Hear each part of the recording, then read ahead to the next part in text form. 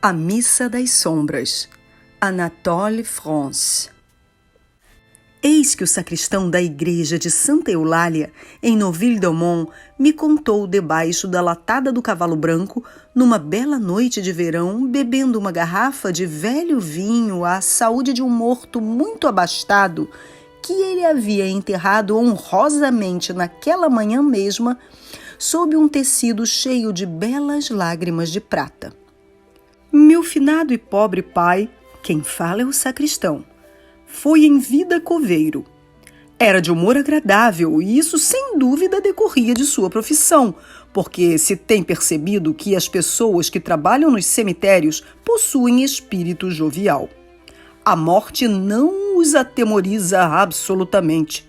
Jamais se preocupam com ela. Eu, que lhe estou falando, senhor, penetro num cemitério à noite tão serenamente quanto no caramanchão do cavalo branco. E se por acaso encontro algum espectro, eu não me inquieto absolutamente com isso, porque eu reflito que ele pode perfeitamente ir cuidar dos negócios dele da mesma forma que eu dos meus. Conheço os hábitos dos mortos e seu caráter. Sei a tal respeito coisas que os próprios sacerdotes ignoram. E o Senhor ficaria surpreso se lhe contasse tudo o que tenho visto. Mas nem todas as verdades são próprias para serem contadas. E meu pai, que todavia gostava de narrar histórias, não revelou a 20ª parte do que sabia. Em compensação, repetia muitas vezes as mesmas narrativas e, ao que eu saiba, relatou bem umas 100 vezes a aventura de Catherine Fontaine. Catherine Fontaine era uma velha senhorita que ele se lembrava de ter visto em criança. Não me surpreenderia se ainda houvesse na região até uns 3 velhos que ainda se recordem de ter ouvido falar a seu respeito, porque era muito conhecida e considerada, embora pobre.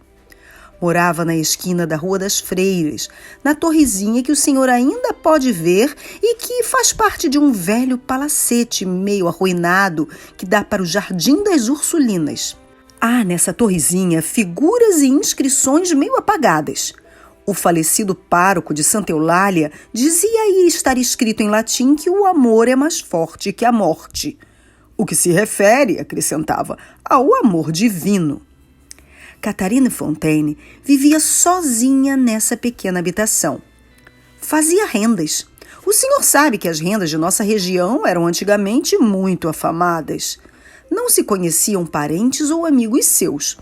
Dizia-se que amara aos 18 anos o jovem cavaleiro de Montcleri, com quem noivara secretamente.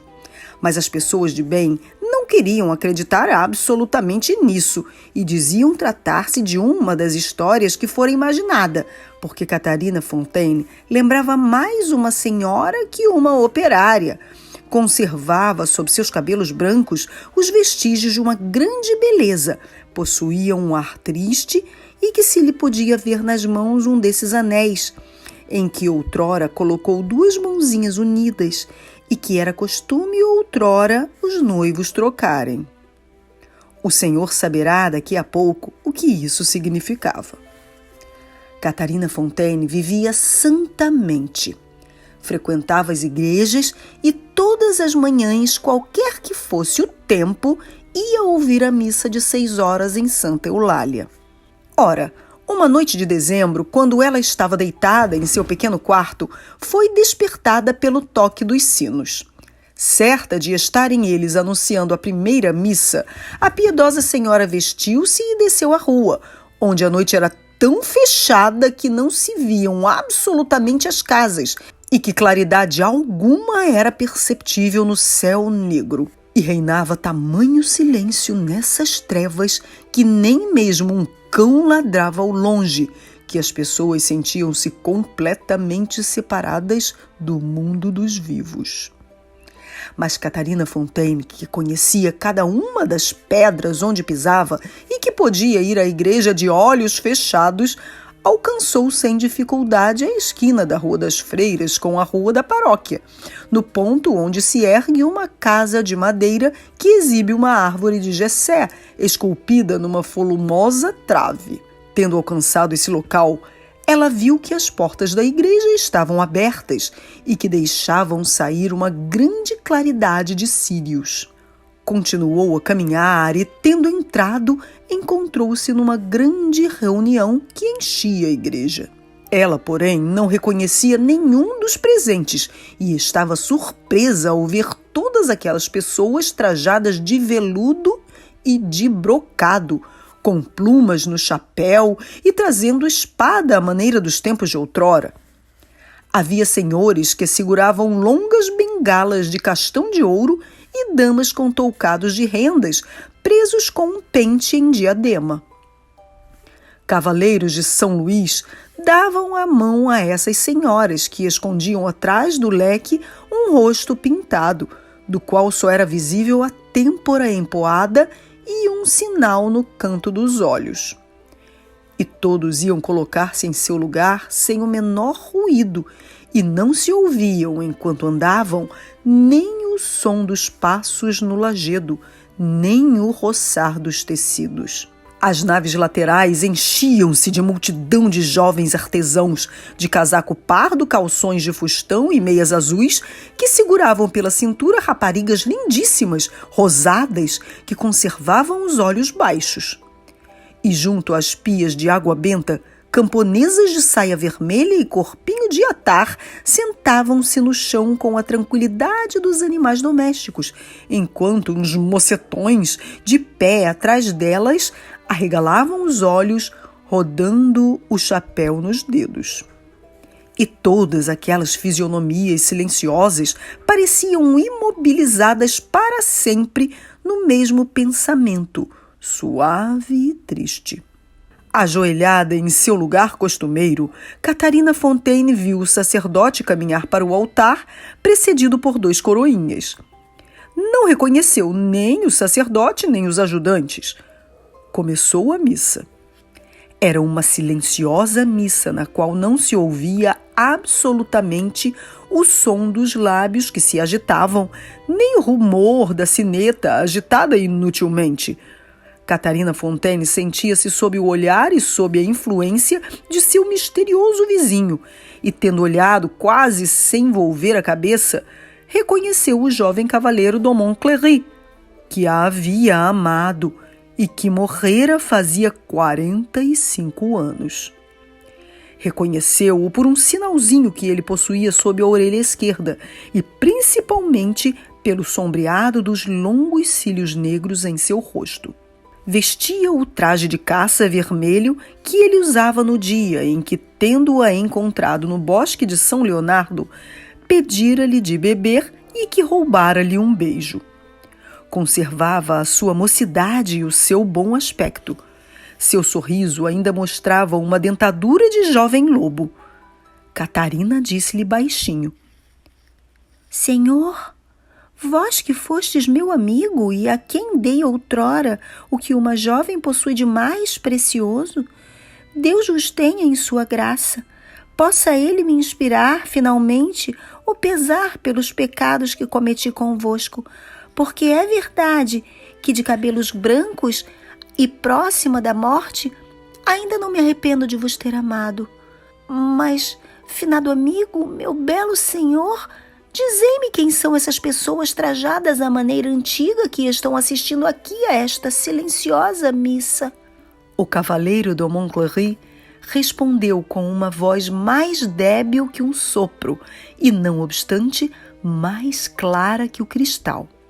Catarina, esses homens e essas mulheres são as almas do purgatório que ofenderam a Deus, pecando, a nosso exemplo, pelo amor das criaturas, mas que nem por isso estão desligadas de Deus, porque seu pecado foi, a exemplo do nosso, sem maldade. Enquanto, separadas daqueles que amavam sobre a terra, elas se purificam no fogo lustral do purgatório, padecem as dores da ausência e, para elas, esse sofrimento é o mais cruel. São tão infelizes que um anjo do céu se apieda de seu martírio de amor.